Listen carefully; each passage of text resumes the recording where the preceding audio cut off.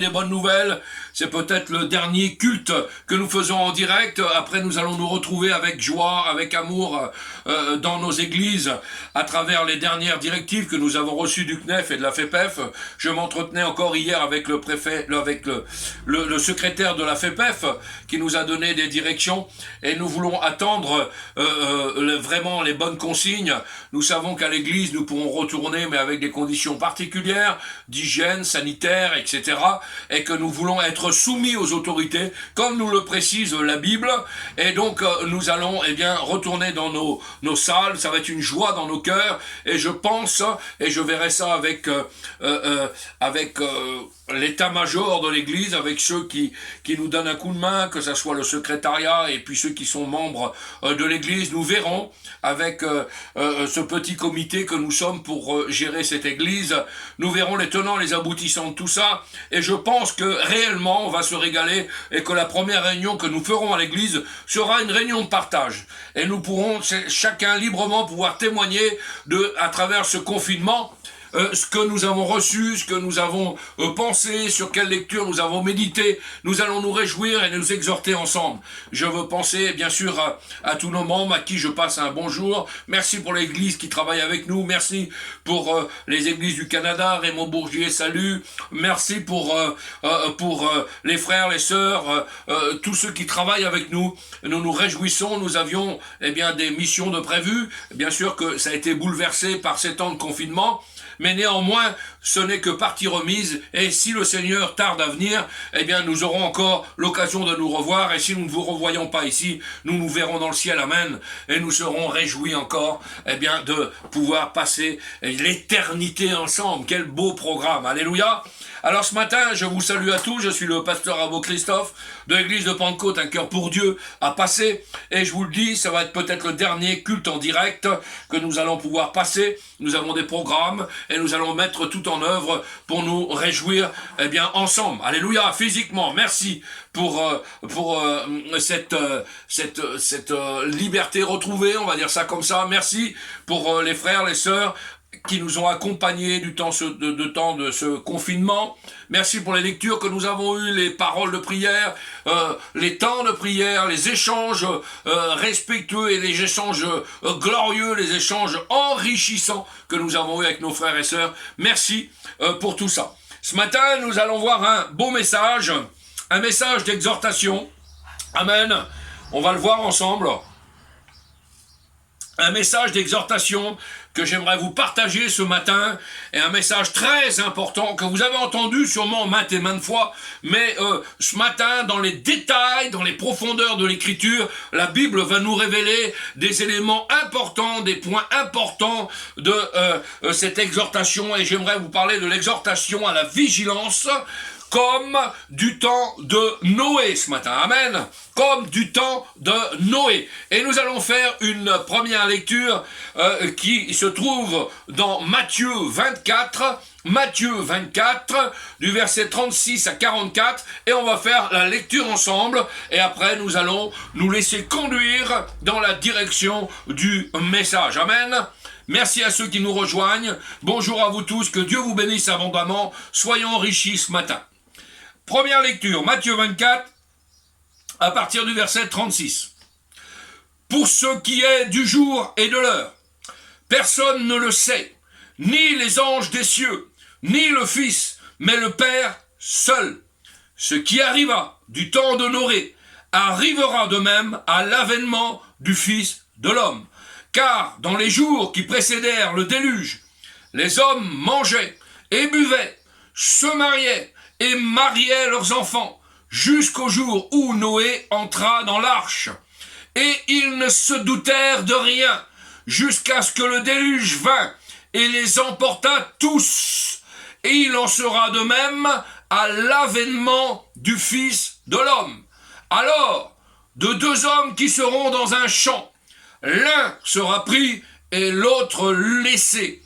De deux femmes qui moudront à la meule, l'une sera prise et l'autre laissée. Veillez donc, puisque vous ne savez pas quel jour votre Seigneur viendra.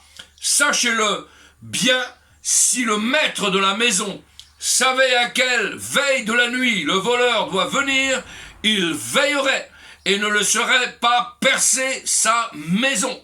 C'est pourquoi, vous aussi, tenez-vous prêts, car le Fils de l'homme viendra à l'heure où vous n'y penserez pas. Amen. Laissez-moi vous dire ce matin que cette exhortation à la vigilance comme du temps de Noé. Quelques grands prédicateurs à travers le monde qui sont partis dans la patrie céleste. Et parmi eux, un certain Martin Lloyd Jones qui prêchait à Londres en Angleterre. Alors qu'il était mourant, on est venu interviewer ce frère, ce pasteur sur son lit avec cette question merveilleuse. Monsieur le pasteur, pouvez-vous nous donner la base de votre si belle prédication? Et sa réponse, et cette réponse doit être la nôtre ce matin, de cette belle prédication, eh bien cette réponse est simple, plus que jamais. La réponse est que nous devons fuir la colère à venir. Fuir la colère à venir, c'est la base. Amen.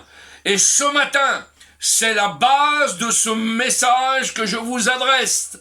Jean le Baptiste prêchait déjà cela, il y a 2000 ans, sur les rives du Jourdain, aux foules rassemblées, descendues de la capitale Jérusalem, où il leur disait « Race de vipères, qui vous a appris à fuir la colère à venir ?» L'apôtre Paul a dit à Timothée, « Timothée, fuis les passions de ta jeunesse. » L'apôtre Pierre, le jour de la Pentecôte, devant des milliers de personnes à Jérusalem, dans sa prédication, il a claironné en disant « Sauvez-vous de cette génération perverse et corrompue. » Rappelons-nous, les anges à Sodome et à Gomorrhe, nous avons prêché là-dessus, tirant quasiment Lot par la chemise. « Sauve-toi pour ta vie, sauve-toi pour ta vie. » Paul a écrit aux Corinthiens en disant « Sortez d'au milieu d'elle, mon peuple, et sortez d'eux, séparez-vous, dit le Seigneur, et je vous accueillerai. » Alléluia. Fuir la colère à venir. Tout un programme, tout un message. Jésus a dit que oui, Jésus a averti dans les Écritures de la désolation terrible. Guerre, bruit de guerre, famine, tuerie, épidémie, nous sommes dedans. Des millions de personnes qui vont mourir dans les années qui viennent. En avant de nous, Jésus a averti de la désolation qui allait balayer cette planète pendant le jugement. Et ce n'est pas un message populaire aujourd'hui, comme ça ne l'était pas non plus à l'époque de Noé. Ce n'est pas plus populaire actuellement. Et malgré que ça ne soit pas populaire, c'est un message capital que je vous adresse ce matin. Les foules du temps de Noé ne voulaient pas écouter ce message. Mais le message n'a pas diminué, le message n'a pas varié, même s'il n'est pas populaire. Il doit être annoncé ce matin, il doit être déclaré ce matin. Pourquoi ? Parce que Dieu est plein d'amour et plein de compassion, et il veut avertir avant de juger ce matin. Jésus a bien dit que quand il viendrait enlever son Église de la terre, la plupart des gens ne l'attendraient pas. Ils seraient pris par surprise. Quand le Fils de l'homme viendra, trouvera-t-il la foi sur la terre? Lui-même a posé la question. Est-ce que les Américains s'attendaient à cette attaque sur leur flotte de Pearl Harbor? Est-ce qu'ils s'attendaient au World Trade Center, les 2 tours jumelles? Est-ce qu'ils s'attendaient à l'ampleur du Covid-19? Est-ce que nous attendions en Europe à l'ampleur de ce virus? Surprise! Ah oui, ça a été une surprise. Et la plus grande des surprises est devant nous. Elle s'en vient.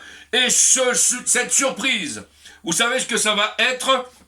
Eh bien, cette surprise-là va être la disparition totale et définitive de millions de personnes, une disparition soudaine et complète de la surface de la terre.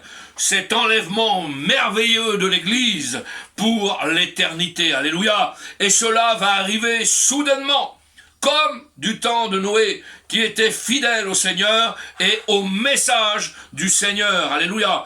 Juste avant le déluge, les gens étaient trop absorbés par manger, par boire, par marier, par se marier, par les choses de la vie, alors que l'ouragan était en train de se préparer. Ils étaient avertis. Noé avait prêché, le prédicateur était là, l'Esprit de Dieu avait travaillé pendant 120 ans à prêcher, à annoncer, et une détail de l'Écriture m'a surgi, parce qu'on parle souvent de Noé qui a sauvé toute sa famille, mais quand on voit bien l'Écriture, cette famille était déjà au service de Dieu complète. Donc oui, il y a eu 8 personnes sauvées, mais on parle de conversion par rapport à la prédication.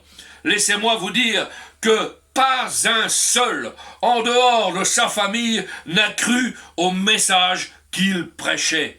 Le message n'a pas diminué aujourd'hui, parce que actuellement, aujourd'hui, ce ne sera plus l'eau, ce sera le feu, et particulièrement le feu atomique, qui va détruire des grands lambeaux de cette planète Terre. Comme du temps de Noé, juste avant le déluge, les gens, que faisaient-ils? Ils étaient absorbés, occupés sur leur objectif, pour leur succès, pour leur réussite, pour leur but, pas des choses, pour des choses normales de la vie, me direz-vous. Ils mangeaient, ils buvaient, ils faisaient bonne chère, ils se mariaient, ils mariaient leurs femmes, leurs enfants, etc. Il y aura tellement là-haut, dans la gloire à venir, à voir, à apprendre et à connaître. Mais il y a des hommes qui, dans la gloire, que je vais beaucoup questionner et que je pourrais interroger quelque part. C'est Noé. Je veux le voir dans la gloire et je veux lui poser des questions ce matin. Je veux lui poser cette question. Jésus a dit, ce qui arriva du temps de Noé arrivera donc. Là, c'est clair, net et précis. Comme toute la parole du Seigneur. Quand Jésus dit quelque chose, ça se passe. Des exemples concrets, on va en voir ensemble. Ce n'est pas Nostradamus, Jésus. C'est la réalité. C'est la parole de Dieu. Quand Jésus a dit aux disciples, allez à Jérusalem, vous trouverez un homme portant une cruche sur la tête. Entrez là, où il est entré. Est-ce qu'ils ont trouvé un homme avec une cruche d'eau? Eh bien oui, ils l'ont trouvé. Quand le Seigneur dit à l'apôtre Paul sur le navire sur lequel il se trouve, il va y avoir un naufrage, Paul. Il va y avoir un naufrage, mais vous allez tous atterrir sur une île, vous allez arriver là, et vous serez sains et saufs, tous. Est-ce que c'est arrivé? Mais oui, Jésus dit, ce qui arriva de temps de Noé arrivera. L'époque de Noé, la planète Terre semblait être bien différente d'aujourd'hui. On ne sait pas exactement à quoi elle ressemblait, mais nous avons suffisamment d'évidence scientifique pour savoir qu'elle était bonne. C'était le verdict de Dieu. Quand Dieu créa la terre, il dit, et nous allons le voir ensemble, dans le premier livre, le livre de la Genèse, regardez ce que dit Dieu à cette époque-là, c'est quelque chose de merveilleux. Genèse 1, verset 31, regardez, Dieu vit tout ce qu'il avait fait, et voici, cela était très bon. Imaginez, très bon. Le verdict de Dieu. Tout cela était très bon. Même après que le péché soit entré dans le jardin d'Éden, cette planète était encore bénie par une plus grande abondance qu'actuellement et que maintenant. La terre à l'époque de Noé pouvait pourvoir à toute vie, sans aucun problème, sans aucun souci. Les besoins, les conforts, les désirs, les plaisirs des hommes et des femmes étaient très bien remplis. On ne lit pas à cette époque, qui est pourtant décrite dans la parole du Seigneur, on ne lit pas qu'à cette époque, il y avait des batailles nationales, raciste, il y avait des batailles pour avoir des droits, pour avoir l'usage de l'eau, pour avoir l'usage de certaines terres, et ainsi de suite. Ce n'est pas marqué. Il n'avait même pas, et la Bible est claire, de perte d'animaux comme nous le voyons aujourd'hui. Il n'y avait pas à cette époque de grands déserts spécifiques, il n'y avait pas d'étendues spécifiques, il n'y avait pas de collines stériles, mortes, il y avait des rigueurs, il y avait les rigueurs, pas de rigueur de l'Arctique, la chaleur torride des tropiques n'existait pas non plus, et cela devait être quelque chose d'extraordinaire, ce monde que Dieu avait créé, extraordinaire. Quand il donne son verdict dans Genèse, très bon, c'est quelque chose d'extraordinaire. Hein? L'étude sur les temps anciens, sur les époques de l'Antiquité, c'est que la masse de terre dans la génération de Noé était bien plus grande que la nôtre. Aujourd'hui, sur environ 200 millions de kilomètres carrés, aujourd'hui, il n'y a que environ 60 millions de kilomètres carrés qui sont de la terre solide. Cela veut dire que la moitié de la terre soutient la vie, pourvoit la vie. Et les gens vivent actuellement dans certaines parties géographiques de la terre qui ont beaucoup, alors que d'autres n'ont rien. Leur existence est misérable. Avant le déluge, ce n'était pas comme ça, pas du tout. Les scientifiques croient que les îles britanniques, l'Angleterre, étaient reliées entre elles et à la masse principale de terre de l'Europe. Ils croient qu'avant le déluge d'Irlande, l'Irlande était reliée à l'Angleterre, que les rivières avaient des cours d'eau différents au travers de régions très boisées et remplies d'animaux sauvages. La France et l'Espagne s'étendaient bien plus loin dans l'océan qu'aujourd'hui. Les parties les plus hautes de la Méditerranée étaient de la terre sèche et formaient deux mers. De la terre reliée à l'Italie avec l'Afrique. Un autre pont de terre reliait l'Amérique du Nord avec l'Amérique du Sud. Aujourd'hui, il n'existe plus qu'un petit lambeau, une petite bande très étroite de terre entre les deux Amériques. L'Amérique et le Canada peuvent avoir été bien plus loin vers l'est, dans l'Atlantique, du côté est, et l'Asie et l'Alaska étaient reliés ensemble. Il ne reste aujourd'hui qu'un chapelet d'îles, appelées les îles Alciennes, qui relient le nord de la Russie avec le nord du continent nord-africain. Beaucoup de choses ont changé après le déluge. Nous avons un héritage irréfutable de fossiles.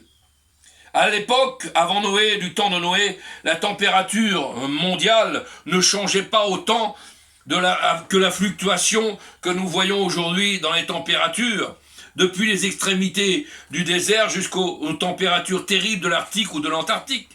Certains chercheurs théologiques ont dit qu'à l'époque de Noé, le climat était une douceur printanière qui semblait prévaloir continuellement sur le globe terrestre.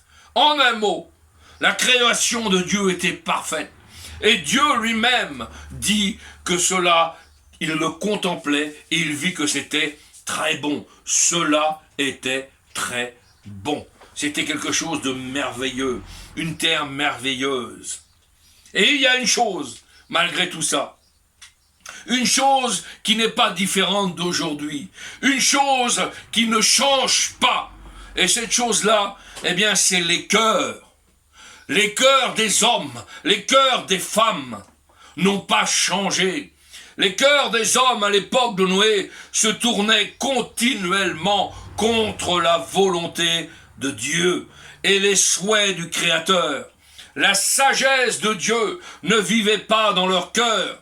Si vous lisez particulièrement le texte sacré de Genèse 6, regardez un petit peu ce que nous dit Genèse 6, verset 11, nous avons la description de cette génération. Genèse 6, verset 11. Regardez la description de la création, de la créature faite par Dieu. La terre était corrompue devant Dieu. La terre était pleine de violence. Dieu regarda la terre, et voici, elle était corrompue, car toute chair avait corrompu sa voie sur la terre. Alors Dieu dit à Noé, la fin de toute chair est arrêtée. Pars devers moi, car ils ont rempli la terre de violence, et voici, je vais les détruire avec la terre. Dieu est clair. Les cœurs des hommes n'ont pas changé d'avec aujourd'hui. Le cœur des hommes à cette époque-là était exactement ce que nous voyons aujourd'hui. Les hommes, les femmes oublient si rapidement et si vite la source de leur bénédiction. D'où vient notre bénédiction? J'ai eu l'occasion de vous prêcher sur la source. Il serait bon pour certains ce matin de retourner à la source. La seule source unique, la source qui jaillit dans les cœurs, la source de Dieu ce matin. Les hommes oublient si rapidement, si vite la source de leur bénédiction. D'où vient notre bénédiction? Zacharie répond en disant ce n'est pas ni par la force, ni par la puissance, mais ça vient du Seigneur. Les hommes oublient, ce sont des auditeurs oublieux. Toute grâce excellente descend d'en haut, elle descend du Père des Lumières, sur lequel il n'y a ni changement, ni ombre de variation ce matin. C'est Dieu qui nous bénit. Et comme du temps de Noé, cette génération repousse Dieu. Des exemples concrets. On ne voit pas souvent dans les écoles, on n'en veut pas du Seigneur. D'accord ? On ne veut pas dans les hôpitaux, on n'en veut pas dans les cours de justice, on ne veut pas dans certaines cours de justice des plaques des 10 commandements. Vous avez bien compris aujourd'hui. À chacun sa religion, même si cette religion est antichrist, c'est pas grave, chacun sa religion. À l'époque de Noé, les hommes vivaient dans leur véritable paradis, tout en oubliant la source de leur bénédiction. Il serait bon ce matin que nous n'oublions pas la source de notre bénédiction. La Bible nous dit, n'oublie jamais le Seigneur. N'oublie jamais le Seigneur. Il est dit, lorsque tu mangeras, lorsque tu te rassasieras, tu béniras l'Éternel, ton Dieu. Quand est-ce la dernière fois, et je vous pose la question à votre âme et conscience, qu'au restaurant, vous avez vu quelqu'un, une fois le repas servi, baisser la tête pour remercier Dieu? Oui, quand est-ce que vous avez vu ça dans un restaurant? C'est rare, trop rare, quand il va déguster son plat, de remercier le Seigneur. Vous ne voyez ça plus nulle part, ou trop peu. L'homme se fiche de Dieu, et la Bible dit lorsque tu mangeras, que tu te rassasieras, tu béniras l'Éternel, ton Dieu. Pour le bon pays qu'il t'a donné, garde-toi d'oublier l'Éternel, dit la Bible. Ton Dieu, garde-toi de ne pas observer ses commandements. Lorsque tu bâtiras de belles maisons, lorsque tu habiteras de belles maisons, lorsque tu verras multiplier ton gros et menu bétail, garde-toi que ton cœur soit enflé. La parole du Seigneur est claire. Et ce que tu n'oublies, l'Éternel, ton Dieu, beaucoup trop de gens l'oublient. Garde-toi de dire en ton cœur, c'est ma force. Parce que trop de gens se disent, ah, c'est ma force, c'est ma capacité, c'est la puissance de ma main, c'est mon intelligence qui m'ont acquis ces richesses. Eh bien, non, non et non. Souviens-toi ce matin de l'Éternel, ton Dieu, car lui, c'est lui, et lui seul, qui va t'accorder la force pour acquérir ces choses-là. Du temps de Noé, on se fichait de Dieu. C'était eux qui dirigeaient. C'était eux les patrons. Évidemment, ils ont été pris et enveloppés par leur propre agissement de rébellion. Et je dirais que Dieu a été très attristé. Très attristé. Dieu, imaginez-vous un petit peu une seconde, a regretté d'avoir créé l'homme. Imaginez-vous. Dieu a été attristé. Ils ont affligé le cœur du Créateur. Dieu a souhaité n'avoir jamais fait l'homme. Genèse 6, verset 6. L'Éternel se repentit d'avoir fait l'homme sur la terre et il fut affligé en son cœur. L'Éternel dit, j'exterminerai de la face de la terre l'homme que j'ai créé. Depuis l'homme jusqu'au bétail, aux reptiles et aux oiseaux du ciel, car je me repens de les avoir faits. La Bible est claire. Vous imaginez un petit peu la création de Dieu. En quelques chapitres, Dieu créa l'homme à son image. Genèse 1, Genèse 6, il regrette complètement d'avoir créé cet homme. C'est quelque chose de bouleversant, d'inimaginable. C'est quelque chose de terrible. Il regretta. Je pense que Dieu regrette aussi en regardant notre génération aujourd'hui. On entend des choses qui ne sont même pas entendables. Nous avons entendu l'autre jour un prêtre catholique disant dernièrement « ne faut pas devenir fou avec la Bible ». Vous imaginez un petit peu, déclarant que l'homosexualité, par exemple, était quelque chose de pas trop mal, quelque chose de bien. Et il y avait à l'époque un seul homme, une seule famille du temps Noé, vers qui la colère de Dieu n'était pas dirigée. Mais Noé trouva grâce aux yeux de l'Éternel. Noé, au milieu de cette génération perverse et corrompue, était un homme juste, était un homme droit, était un homme intègre aux yeux de Dieu. Il marchait avec Dieu. La question t'est posée ce matin. Marches-tu, toi qui m'écoutes, avec Dieu ce matin? Un seul homme vers qui la colère de Dieu n'était pas dirigée. Il bénéficiait de la bienveillance de Dieu. Et il fut dirigé à construire l'arche, un immense navire de sécurité, qui le porterait, lui, sa famille et les animaux prescrits au travers d'un holocauste d'eau qui allait recouvrir toute la planète. La Bible dit que Dieu ne nous a pas destinés à sa colère, parce qu'il y a une arche qui était construite. Il y a quelqu'un qui a bâti avec du bois une arche de salut. Et cette arche s'appelle la croix du Calvaire. Et elle brille au travers des 5 continents du monde. La croix, l'arche du salut, la seule, l'unique. Il n'y en a pas d'autre. Noé bénéficiait de la bienveillance de Dieu. Et il a commencé à construire l'arche.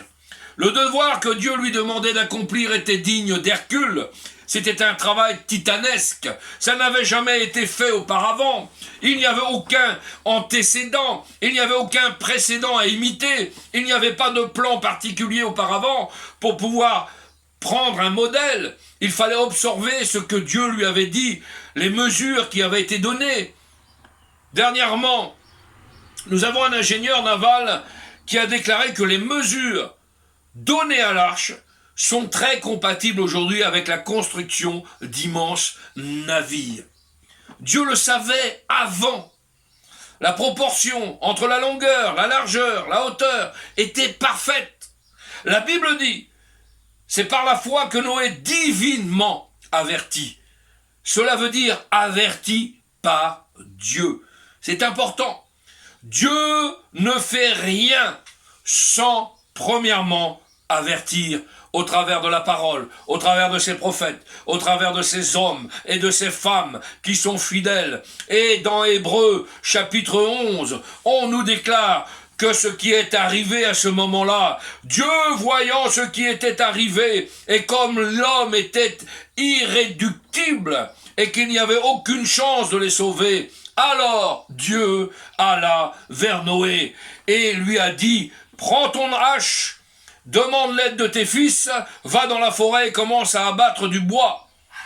La Bible dit, dans Hébreux 11, verset 7, c'est par la foi que Noé avertit divinement des choses qu'on ne voyait pas encore. Avertit divinement des choses qu'on ne voyait pas encore. Aujourd'hui, à l'heure où je vous parle, il y a des choses que nous ne voyons pas encore, mais pourtant ces choses-là arrivent, elles viennent, et on est avertis, nous aussi par Dieu. Il est dit que Noé fut saisi d'une crainte respectueuse et construisit une arche pour sauver sa famille, et c'est par elle qu'il condamna le monde et devint héritier de la justice qui s'obtient par la foi. Par la foi, il a cru à ce que Dieu lui avait déclaré. Et pendant qu'il faisait la construction de cette arche, il avertissait les gens. Et Noé, imaginons un petit peu, que fais-tu? Les gens se moquaient, ils le ridiculisaient, ils partaient en tournant le dos, en disant c'est un fou. La Bible dit qu'il avertissait les gens de la catastrophe mondiale à venir. l'apôtre Pierre dit que Noé était un prédicateur de la justice. Donc, il a prêché, donc il a averti, donc il a annoncé, donc il a déclaré. Il y a des choses que Dieu lui avait dit de déclarer. Mais ce n'était pas la sorte de prédication populaire. Ça ne vous rappelle rien? Je vous ai prêché sur l'église de Laodicée, on va faire une petite parenthèse. Je vous ai prêché sur la croix, sur l'enfer, sur le péché. Ce sont des choses qu'on ne veut plus entendre aujourd'hui. De même que du temps de Noé. Et pourtant le Seigneur nous dit, déclarez ça à la foule, déclarez le péché, déclarez la croix, déclarez l'arche, déclarez le salut, déclarez l'enlèvement de l'église. Et toutes ces choses-là aujourd'hui, on ne veut plus les entendre parce que la population est comme du temps de Noé. Ils sont occupés à autre chose. Noé aurait été bien plus populaire s'il avait assurer au peuple et aux foules que tout allait bien, que les plus grands plaisirs, les plus grands bonheurs étaient tout devant eux. Ils auraient tellement aimé cela. Ils auraient tellement aimé qu'on vous dise, ben, vous êtes tous beaux, mignons, bien gentils, vous êtes tous des chrétiens merveilleux. La Bible dit qu'à la fin des temps, ils aimeront le plaisir plus que Dieu. À la fin des temps, les gens aimeront le plaisir plus que Dieu. Un exemple concret, vous avez un anniversaire, un mariage. Beaucoup de gens aujourd'hui, sous prétexte d'un anniversaire, alors qu'on peut faire les deux choses dans la journée, l'un n'empêche pas l'autre, eh bien, on va zapper une réunion, on va louper un culte, on va louper un moment de partage avec le Seigneur pour passer nos choses avant. L'amour pour le Seigneur, laissez-moi vous dire que l'amour pour le Seigneur doit être plus fort que tout. Le Seigneur ne prendra jamais la deuxième place dans ta vie. Je répète, le Seigneur ne prendra jamais la deuxième place dans ta vie. Les gens aimeraient que l'on change le message. Pasteur, ce matin, parle-nous un peu du succès, de la réussite, de la valorisation du moi, de la force intérieure. Eh bien, laissez-moi vous dire que non et non. Vous parlez du jugement qui va arriver, qui vient, un jugement de feu. C'est écrit dans la parole de Dieu. Et je suis obligé d'avertir les gens. Nous sommes comme Jean le Baptiste dans le désert, qui criait, qui prêchait, qui faisait clamer la vérité. Qui vous a appris à fuir la colère à venir? Les gens aimeraient ne pas entendre ce message et entendre ce qu'ils veulent. Le jugement de feu est décrit dans la Bible. C'est écrit dans la parole de Dieu. Alors que le prophète a écrit ces choses, regardez bien un petit peu l'importance. Il y a des millénaires, quand il parle que les yeux tomberont en pourriture. Vous savez ce qu'il décrit? Il décrit une guerre, et une guerre atomique, et toutes ces abominations, alors qu'il ne savait même pas ce que c'était un atome. Un atome, il ne savait pas ce que c'était, le prophète. Et il décrit parfaitement les résultats d'une guerre atomique, d'une déflagration atomique. Précisément.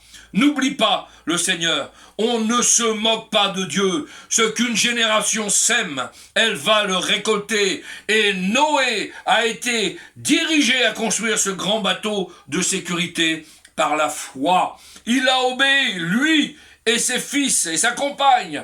Ils ont passé 120 ans à ériger, à bâtir, à frapper avec le marteau, à clouer les planches de cet énorme bâtiment de plus de 150 mètres de long. Imaginez-vous. Impensable. Et pendant qu'il faisait cela, il avertissait les gens en même temps. Noé connaissait plus que eux.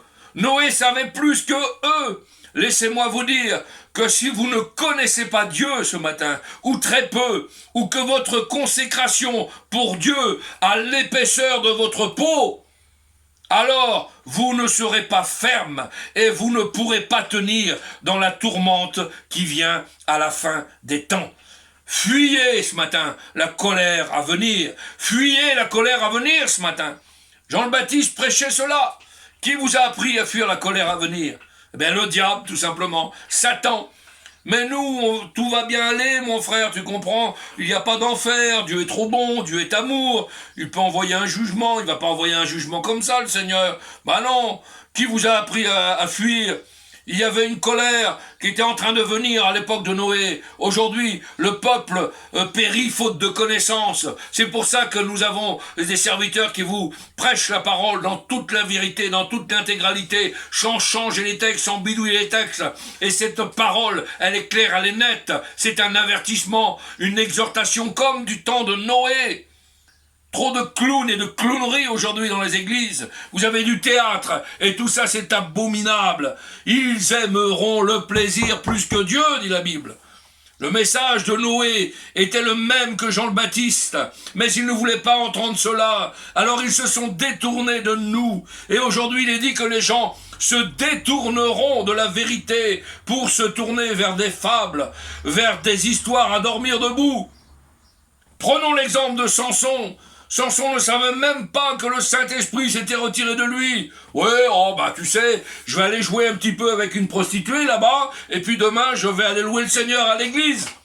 Laissez-moi vous dire que cette hypocrisie va être dévoilée par le Seigneur.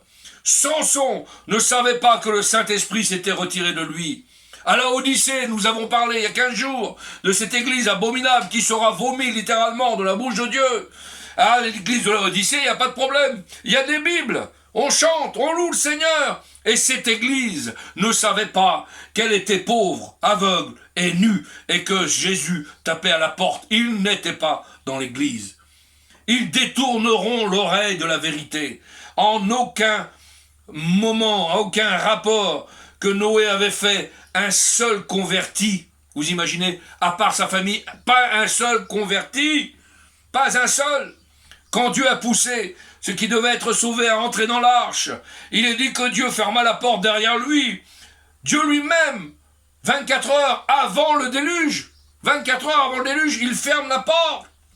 Le même petit groupe du début qui restait, c'est un même groupe de départ qui était là aussi à la fin. Le salut était fini. Ceux qui devaient entrer étaient entrés. Le salut était achevé. L'arche avait été érigée. La porte avait été fermée. Et ceux qui devaient être sauvés étaient entrés. Et eux, à l'extérieur, n'étaient pas sauvés. Les incrédules n'étaient pas sauvés. Les foules avaient dû se rassembler autour de l'arche. Imaginez-vous, il n'y avait pas encore eu l'eau à tomber. C'est pas instantané. Il y a presque une journée. Dieu avait fermé la porte et puis tout le monde était à l'intérieur. Je pense, et nous imaginons un petit peu, les rires et les moqueries avaient été entendus par ceux qui étaient à l'intérieur. Voyons, Noé, colère à venir, tu n'es pas en bonne santé mentale, mon Noé. Es-tu dépressif, Noé? Admets-tu et admets que tu es un fanatique, mon vieux. La Bible dit que les moqueurs viendront à la fin des temps. Les moqueurs de la parole de Dieu, les moqueurs sur les milliards d'années, leur descendance du singe et tout ce qui va avec, ils viendront. La moquerie a été très vite coupée par l'intervention soudaine de Dieu. Un éclair est venu des cieux, le tonnerre a commencé à rouler et la pluie a commencé à tomber. Les gens n'avaient jamais vu la pluie. Imaginez-vous, première fois que la pluie tombait, de l'eau qui vient du ciel, un déversement, un cataclysme, et elle a continué sans arrêt pendant 40 jours et 40 nuits. La Bible dit que les fontaines de l'abîme se sont ouvertes. Ça venait du sol. Vous trouverez ça dans Genèse 7, verset 11. Genèse 7, verset 11, regardez. L'an 600 de la vie de Noé, le second mois, le 17e jour du mois, en ce jour-là, toutes les sources du grand abîme jaillirent et les écluses des cieux s'ouvrirent. Imaginez, en haut et en bas, la pluie qui tombe et les abîmes qui s'ouvrent. Et selon certains scientifiques, il y a des réserves d'eau inépuisables dans la terre, des réserves d'eau immenses. Les fontaines de l'abîme jaillirent, Genèse 7, verset 11. Et à ce moment-là, de puissants océans ont été déchirés dans leurs limites. Le modèle des marées a été redirigé et l'eau a couvert toute la planète Terre. Tout ce qui était vivant, toute chose vivante est morte. La Bible est claire. Tout ce qui se mouvait sur la terre périt. Personne ne peut sérieusement mettre en doute la réalité du déluge aujourd'hui. Nous avons trop de preuves historiques et géologiques.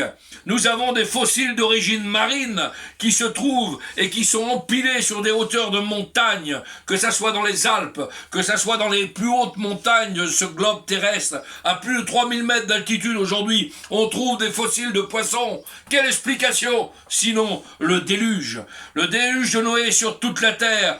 La terre a été recouverte, l'eau a recouvert les plus hautes montagnes jusqu'à environ 12 mètres au-dessus des plus hautes montagnes. Et tout ce qui est resté sur toute la terre était un bateau, un homme, sa famille qui avait cru. Sur toute la terre, tout ce qui se mouvait sur la terre périt. Il avait averti pendant 120 ans. Comme nous vous avertissons ce matin, comme la parole de Dieu vous avertit ce matin, comme la parole de Dieu vous parle à votre cœur, comme le Saint-Esprit va clouer cette parole dans vos cœurs ce matin, vous êtes avertis. Les temps de la fin sont là. Le Seigneur vient rechercher bientôt son Église. Es-tu dans l'arche ce matin? Es-tu dans l'arche ce matin? Pourquoi? Beaucoup de questions à poser. Pourquoi uniquement Noé et sa famille sauvés? Pourquoi n'y avait-il personne d'autre dans l'arche? Aucun converti sous le ministère de Noé? Beaucoup de questions, beaucoup de questions. Les gens n'entendaient-ils pas la parole de Dieu au travers du serviteur de Dieu? Pourquoi n'ont-ils pas fui la colère à venir? Toutes ces questions, je me les pose aussi. Et Jésus, merveilleux Jésus, a répondu à ces questions, qui en réalité n'en fait qu'une. Jésus a parlé de la semence qui est tombée dans les épines. La semence, c'est la parole de Dieu. Et les épines, ce sont les soucis du siècle et la séduction des richesses. Du temps de Noé, ils avaient des sources comme vous en avez. On avait des soucis comme on en a. Des soucis. Il avait des soucis comme vous en avez. Ils étaient séduits par les richesses comme vous l'êtes. Ils ne pensaient qu'aux choses de la terre. L'apôtre Paul a dit que certaines personnes ne pensent qu'aux choses de la terre. Plusieurs marchent en ennemis de la croix de Jésus-Christ. Et je vous en ai souvent parlé, et je vous en parle encore maintenant en pleurant, dit l'apôtre Paul. Leur fin sera l'enfer éternel et la perdition. Ils ont pour Dieu, regardez bien, le texte est précis, ils ont pour Dieu, et vous regarderez comment que la Bible est merveilleuse, et la traduction est merveilleuse, ils ont pour Dieu, avec un petit D minuscule, pas Dieu avec un grand D, non, ils ont pour Dieu, D en minuscule, leur ventre, leur sensualité, leur sens, et ils mettent leur gloire dans ce qui leur fait honte. Ils ne pensent qu'aux choses de la terre. Et à cette époque-là, que de même de notre époque, c'est exactement la même chose. Ils ne pensaient qu'aux choses de la terre. La Bible dit dans Colossiens, attachez-vous aux choses d'en haut et non pas à celles qui sont sur la terre. Oui, nous y pensons à la terre. Oui, nous vivons avec, mais nous ne sommes pas attachés à ces choses-là. Ces gens-là ne pensent qu'aux choses de la terre. Les gens étaient trop occupés pour les choses naturelles de la vie, pour se soucier de l'éternité. Ils étaient trop occupés à gagner leur vie, à élever leurs enfants, à construire leur maison. Et quand la maison est construite, on en fait une autre. Et on veut plus, à manger, à boire, à se marier, à marier leurs enfants. Il n'y avait rien de mauvais réellement pour ces choses-là. Mais, c'était en premier et Dieu en deuxième. Je vous ai dit tout à l'heure, le Seigneur ne prendra jamais la deuxième place dans un cœur. Le Seigneur est premièrement là. Et en plus, la Bible nous le confirme. Et elle-même, ces choses-là ont exclu l'éternité avec Dieu. Vous avez compris? Ces choses-là qu'il pratiquait ont exclu l'éternité avec Dieu. Alors, il y a beaucoup d'emphase qui est placée sur ces choses-là. Le Seigneur a dit, premièrement, et deuxièmement, cherchez premièrement le royaume de Dieu, sa justice, et regardez, deuxièmement, le reste, toutes ces choses-là, le reste vous sera donné par surcroît. Premièrement, Deuxièmement, et c'est pour cela que j'aimerais ce matin m'arrêter sur ce verset merveilleux et vous communiquer ce verset merveilleux que nous allons lire ensemble et nous allons finir ce message sur ce point pour vous encourager, vous qui avez peut-être préféré les choses du monde que les choses de Dieu dans ces temps compliqués, qui avez fait changer de priorité dans vos vies et que vous avez fait peut-être plus pour le matériel, pour le charnel que pour Dieu. Laissez-moi finir par ce texte merveilleux de la parole du Seigneur qui se trouve dans Colossiens 3, versets 1 à 4, et on va faire la lecture ensemble et vous allez comprendre que toute l'importance du premièrement et du deuxièmement de Dieu. Si donc, vous êtes ressuscité avec Christ, alléluia. Quand vous avez donné votre vie à Christ, vous êtes ressuscité avec Christ. Quand vous avez crucifié cette chair à la croix, c'est toutes les prédications que je vous ai apportées, eh bien, vous êtes ressuscité avec Christ. Si donc vous êtes ressuscité avec Christ, cherchez les choses d'en haut.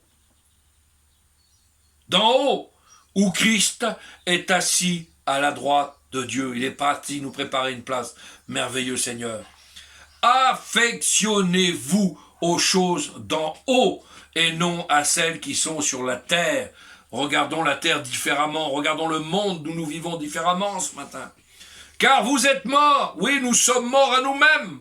Quand nous sommes engagés par les eaux du baptême, vous êtes morts et votre vie est cachée, merveilleux Jésus. Elle est cachée avec Christ en Dieu.